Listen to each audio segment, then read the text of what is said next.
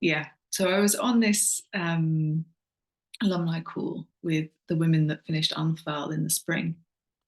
And one woman was sharing how she had taken a big step forward in putting herself and her work out into the world. And then she was experiencing what she described as taking two steps back. And I think, oh my goodness, we have to be so careful about the language that we use and the language which is passed down to us to describe experiences, because they can really like limit and inform the way we experience ourselves. Yeah, it's like our imaginations, the way in which we imagine something shapes our embodied experience of it. Yeah. So I just sort of, we got into this conversation and I was just sort of asking her questions about it and thinking, how could we reimagine this? Because I have an alternative take on what's probably happened. Yeah. One, it's just totally normal. Yeah. So in my own experience, like in my own life and working with hundreds, maybe thousands of women now, is we as we expand into like the fuller versions of ourselves, the truer versions of ourselves, as we step into more of our kind of fullness, um, which could be putting work out into the world, or it could be setting a boundary, a new boundary with someone. It could be advocating for yourself in a new way. Yeah. So we have these times where we're taking up this more true, full, authentic version of ourselves.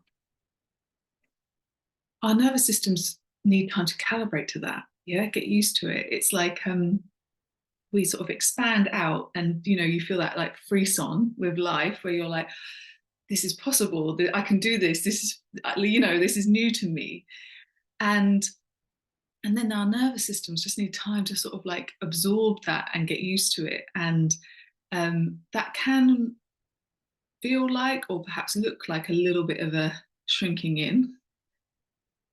And in our culture, which kind of insists in like perpetual growth, it's like, what next? What next? Keep growing, keep moving.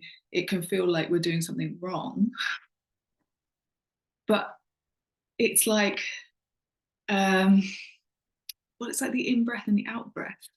Everything in nature moves in rhythms, waves, and pulses. Yeah. So there's the sort of out expansion, and then there's a little bit of like let's just get used to this. Let's like, I just did that thing, and like that was new to me. Let's feel into this new version of myself. Yeah.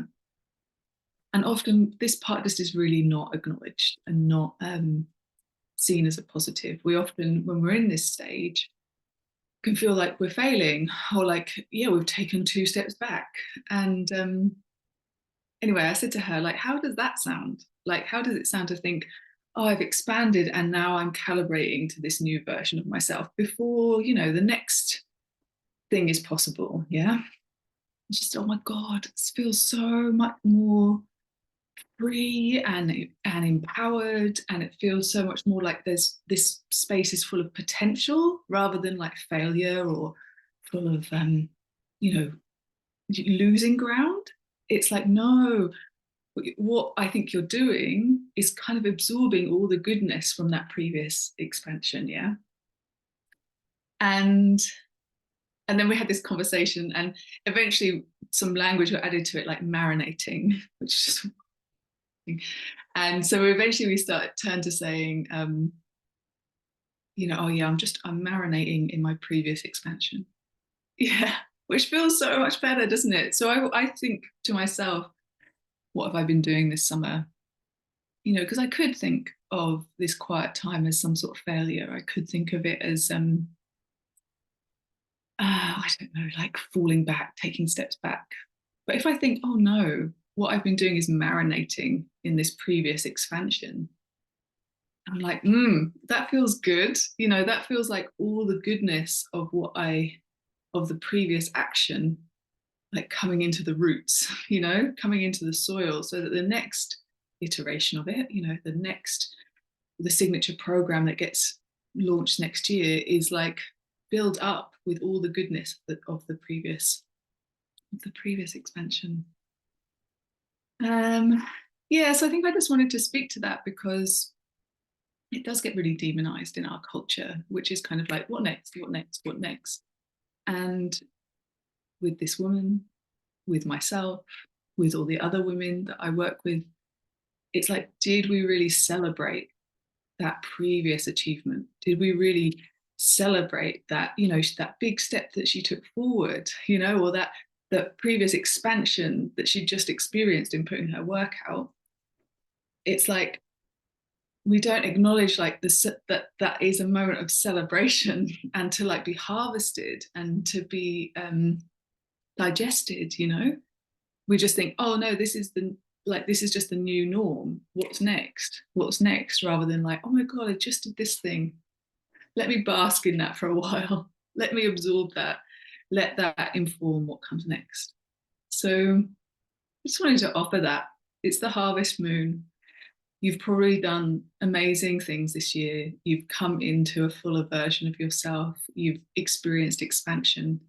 And you really like harvest that, make a feast of it for yourself. Really reflect back on all of that for this year and let it like nourish the soil of what comes next.